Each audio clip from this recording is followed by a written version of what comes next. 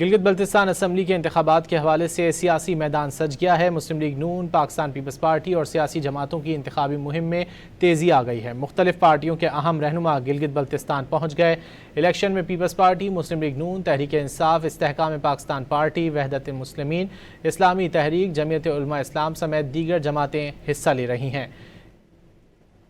Gilgit Baltistan assembly کے انتخابات 7 جون کو ہوں گے، جس کے حوالے سے علاقے میں سیاسی گہما گہمی بڑھ گئی ہے۔ مسلم لیگ نون کے سینئر رہنما خواجہ سعد رفیق نے اس کردو میں جلسے سے خطاب کیا۔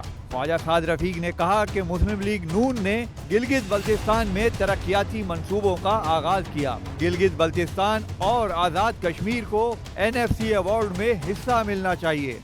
ایک مطالبہ نہیں، سب سے بڑا مطالبہ جو ہونا چاہیے اور جو میرا بھی مطالبہ ہے کہ NFC کے اندر شیئر ملنا چاہیے گلگت بلتستان کو بھی اور جموں و کشمیر کو بھی۔ یہ خطہ اگر توجہ دی جائے منی سوئٹزرلینڈ بن سکتا ہے، بلکہ سوئٹزرلینڈ بن سکتا ہے۔ چیئرمین پیپلز پارٹی بلاول بھٹو زرداری بھی الیکشن کے حوالے سے گلگت بلتستان پہنچ گئے۔ بلاول کل سے انتخابی مہم کا آغاز کریں گے۔ امکان ہے کہ مسلم لیگ نون کے قائد نواز شریف بھی اپنی پارٹی کی انتخابی مہم میں شریک ہوں گے۔